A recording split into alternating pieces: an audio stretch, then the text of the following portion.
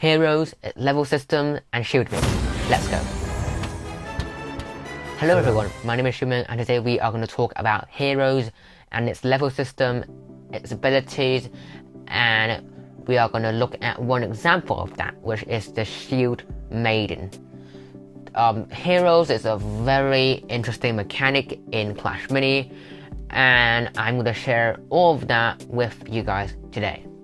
Before I start, I want to make this very clear that all of this is subject to change. I mean, this game still isn't in beta yet, so if you're watching this in the far future, take this with a grain of salt.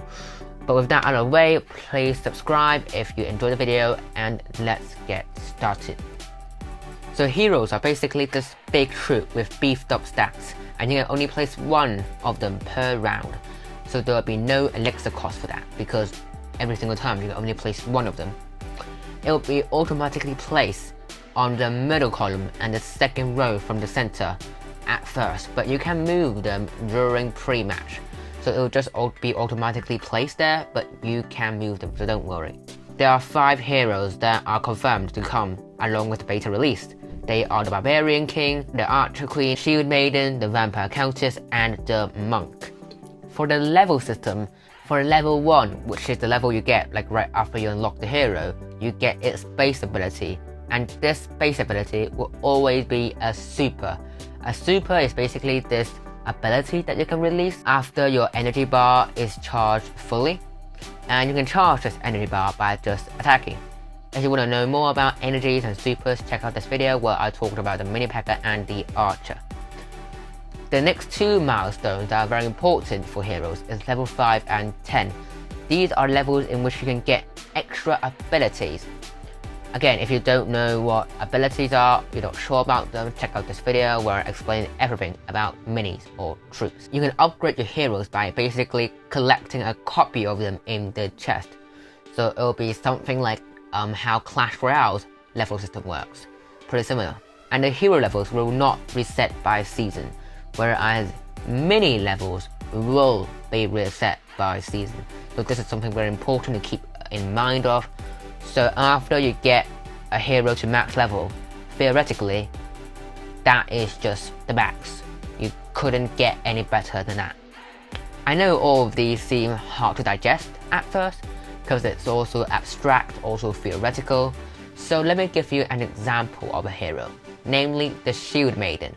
This is a super interesting Clash Mini exclusive troop, so I'm going to share every single thing about that. The Shield Maiden, it's basically this big tank, and its base ability, aka its super, is that it reflects enemy damage without taking damage himself. So it's basically this shield that reflects damage.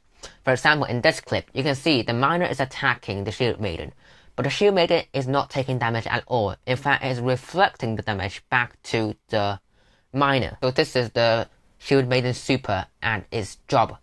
So I think this would be a very interesting mechanic.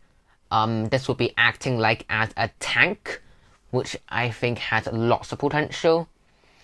And you can see when this super is activated by looking at the shield symbol above the Shield Maiden. Can you see it there? That shield symbol indicates that the super is activated. And from this clip here, I would say the super lasts for like 6 to 8 seconds maybe. Of course, this is all subject to change, as I mentioned. Its level 5 ability is that it can taunt enemies when the super is activated. By taunt, I mean that it can force every other enemy to attack the Shield Maiden. So it will bring all the enemy's attention to the Shield Maiden and attack him. Now keep in mind, when the Shield Maiden has his super, it reflects enemy damage. So this basically guarantees enemy damage.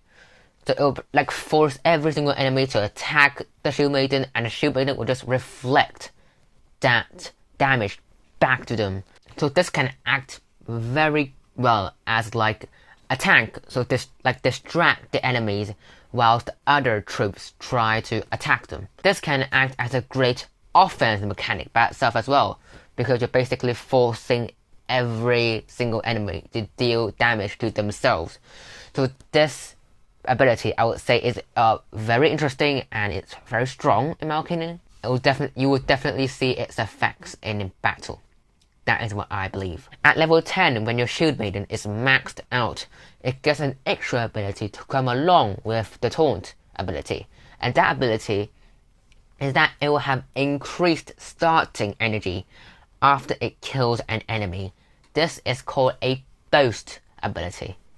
So what happens is basically after the Shield Maiden maybe kills an enemy troop, after the super is activated, the energy bar is supposed to drop back to 0, right?